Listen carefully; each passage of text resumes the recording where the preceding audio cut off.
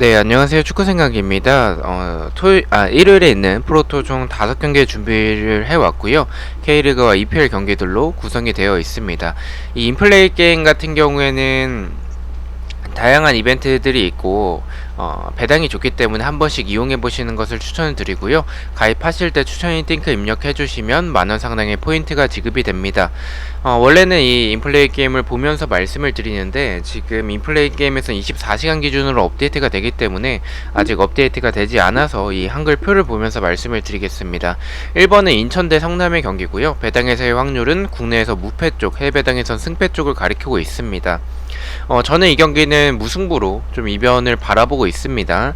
일단 인천이 유리해 보이는 경기라고 생각을 해요. 인천의 승도 좀 생각이 드는 경기긴 한데 일단 성남의 수비가 지금 서울 상대로도 지난 경기 때 굉장히 불안했던 모습들이 많았어서 인천의 모습을 좀 생각을 해본다면 저는 그래도 인천이 성남 상대로 지진 않을 것 같다라고 생각을 합니다. 하지만 이 인천의 모습을 봤었을 때 인천의 공격도 지금 무구사가 결정 예정자에 없기 때문에 뭐 크게 불안한 부분은 없겠지만 그래도 지금 인천이 최근에 2연패를 하면서 흐름이 좋지 않은 그런 부분들을 생각을 해봤을 때는 이 경기는 좀 조심할 필요성도 있다라고 생각을 하고 있고 승보다는 무승부가 조금 더 가깝다라는 생각을 하고 있습니다. 그래서 무승부로 말씀을 드리고요. 언어버 같은 경우에 언더 쪽으로 말씀을 드리겠습니다. 성남이 지금 뮬리치를 제외하고 받쳐주는 선수가 좀 부족하기 때문에 득점하기는 어렵다라는 생각을 좀 가지고 있고요. 인천도 일단 최근에 흐름도 좋지 않고 많은 득점을 만들어내고 있지 못하고 있기 때문에 이런 두 팀의 최근의 경기력을 생각을 해본다면 저는 득점이 적게 나오는 언더 쪽으로 말씀을 드리겠습니다. 핸디캡 같은 경우에 제가 무승부로 이변을 바라보고 있기 때문에 인천의 핸디캡 패배, 성남의 프랜승을 말씀을 드리도록 하겠습니다.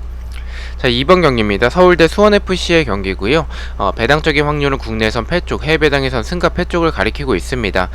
저는 이 경기는 수원FC가 정배당을 받았습니다. 그리고 경기력적으로도 수원FC가 유리해 보이는 경기는 맞지만 저는 서울의 승으로 이변으로 말씀을 드리도록 하겠습니다.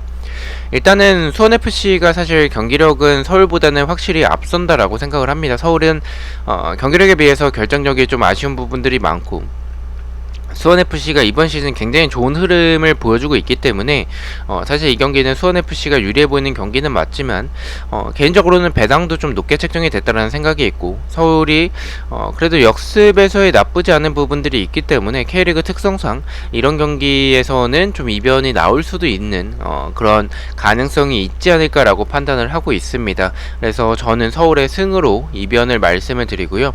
언어버 같은 경우에는 오버 쪽으로 역배지만 오버를 말씀을 드리겠습니다. 이 경기는 언더가 정배지만 수원FC가 지금 공격력이 굉장히 좋은 팀입니다. 그리고 서울이 수비가 단단하지 않기 때문에 사실 수원FC도 득점이 가능하다라고 생각을 하고 있고 서울도 지금 수원FC의 수비도 좀 공간이 좀 많습니다. 그래서 두 팀 다 수비적으로 좀 불안한 부분들이 있는 팀이라고 생각을 해서 서울이 이것을 득점으로 연결시키냐 못하느냐 그게 문제일 것 같긴 한데 저는 서울의 승을 좀 생각을 하고 있는 경기이기 때문에 득점이 많이 나오는 역배지만 오버 쪽으로 말씀을 드리겠습니다.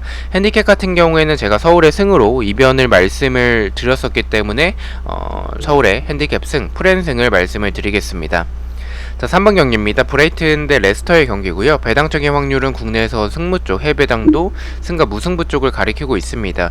이 경기는 일단 브라이튼이 정배당을 받았습니다. 그만큼 브라이튼이 시즌 초반에 지금 흐름이 굉장히 좋은 편이고요.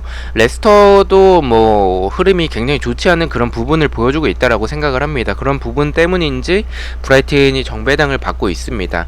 일단 레스터가 원정에서의 좀 아쉬운 경기력이 나오는 팀이고 브라이튼은 사실 경기력에 비해서 결정력이 아쉬웠던 그런 부분들이 많았던 팀인데 그래도 뭐 이번 시즌 초반에는 뭐 저는 괜찮게 하고 있다라고 생각을 합니다. 많은 득점을 만들어내고 있다라고 보긴 어렵지만 어쨌든 결과를 만들어 오고 있기 때문에 흐름 자체가 좋다라고 볼 수가 있겠고요. 그래서 이런 두 팀의 모습을 생각을 해본다면 브라이튼도 경기력이 나쁘진 않지만 수비적으로 봤었을 때 크로스나 세트피스에서의 그런 실점이 좀 있는 부분들, 그리고 공간이 좀 많기 때문에 저는 레스터가 충분히 공략이 가능하지 않을까라고 생각을 합니다. 경기력이 좀 아쉽다라는 부분에 있어서 이 경기에 대해서 고민을 많이 했지만, 일단 저는 경기력적으로 봤을 때는 그래도 레스터가 좀 앞선다라고 생각을 해서 레스터 사이드로 바라보고 있고요. 레스터의 승보다는 말씀드렸듯이 레스터가 원정에서 좋지 않은 경기력, 그리고 브라이튼이 이 홈이라는 이점도 있고 이번 시즌 초반에 흐름이 굉장히 좋기 때문에 저는 이변으로 무승부를 말씀을 드리도록 하겠습니다. 언어버 같은 경우에는 말씀드렸듯이 레스터도 경기력이 좋지 않고 브라이튼도 경기력에 비해서 결정력이 좀 아쉬운 팀이라서 득점이 좀 적게 나오는 언더 쪽을 말씀을 드리고요. 핸디캡 같은 경우에 무승부로 이변을 바라보고 있기 때문에 브라이튼의 핸디캡 패배, 레스터의 프랜승을 말씀을 드리도록 하겠습니다. 자, 4번 경기입니다. 웨스트햄 대 맨유의 경기고요. 배당의 세확률은 국내에서 패쪽, 해외 배당도 패쪽이지만 승과 무승부의 빈도도 있습니다.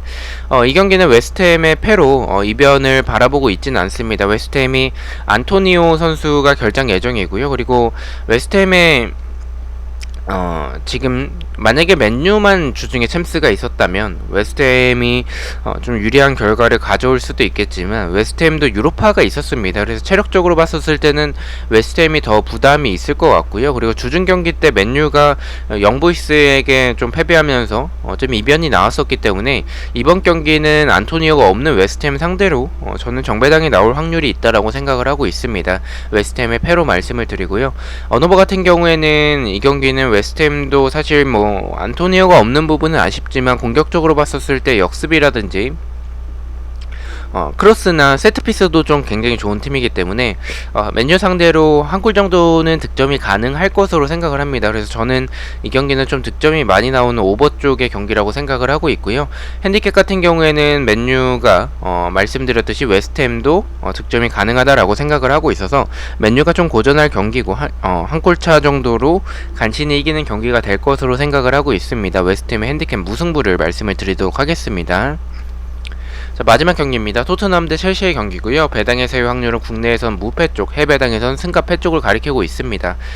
이 경기는 의심 없이 토트넘의 패로 말씀을 드리겠습니다. 토트넘이 주말 경기도 굉장히 좋지 않았고 주중 유로파 컨퍼런스 리그에서도 무승부를 만들어내긴 했었지만 지고 있던 상황에서의 득점, 두 골을 득점했는데 그 득점이 좀 만들어냈다라고 보긴 좀 어려운 것 같습니다. 토트넘이 이번 시즌의 모습을 보면 일단 맨시티전 개막전 때는 이제 만들어가는 그런 모습을 보여줬었지만 그 외의 경기들은 좀 운도 있었고 프리킥이나 페널티킥 같은 그런 득점이었습니다. 경기력이 굉장히 떨어진 모습을 보여주고 있고요. 이렇게 좀 경기력이 떨어진 상황 속에서 첼시의 수비를 저는 뚫어내긴 좀 어렵다라고 생각을 하고 있습니다. 그렇다면 이 경기는 좀 첼시가 유리한 경기라고 생각을 하고 있고요. 토트넘의 패로 말씀을 드리겠습니다. 언어버 같은 경우에 언더 쪽을 말씀을 드리겠습니다. 토트넘의 누누 감독 스타일상 수비적으로 나올 가능성이 크고 역습을 좀 노리는 형태로 나올 것 같습니다. 아무래도 상대가 첼시이기 때문에. 그렇다면 첼시가 많은 득점까지는 조금 힘들 수도 있겠다라는 생각이 들고요. 그래서 저는 이 경기는 좀 득점이 적게 나오는 언더 쪽을 말씀을 드리겠습니다. 핸디캡 같은 경우에는 저는 그래도 첼시가 많은 득점을 만들어내진 못하더라도 두 골 정도는 저는 토트넘의 수비나 이 경기력을 생각했을 때 두 골 정도는 만들어낼 수 있지 않을까라고 판단을 하고 있습니다. 토트넘의 핸디캡 패배, 첼시의 마인승을 말씀을 드리도록 하겠습니다. 자, 이렇게 해서 5경기에 대해서 공유를 모두 마쳤고요. 1번 경기부터 가장 추천을 드리는 픽을 말씀을 드리겠습니다. 1번은 인천의 언더, 2번은 서울의 오버, 3번은 브라이튼의 언더, 4번은 웨스트햄의 패배, 5번은 토트넘의 패를 가장 추천을 드리도록 하겠습니다. 자, 이렇게 5경기 중에서 한 개의 픽을 가져와 봤고요. 부주력 픽입니다. 주력과 고배당 픽은 멤버십 회원분들에게만 공유가 되고 있고 단톡방 참여를 희망하고 싶으신 분들은 멤버십에 가입을 해주시면 좋을 것 같습니다. 첫 번째는 서울의 오버, 두 번째는 브라이튼의 언더, 세 번째는 웨스트햄의 패를 가져가 봤고 4.5배당을 책정을 받았습니다.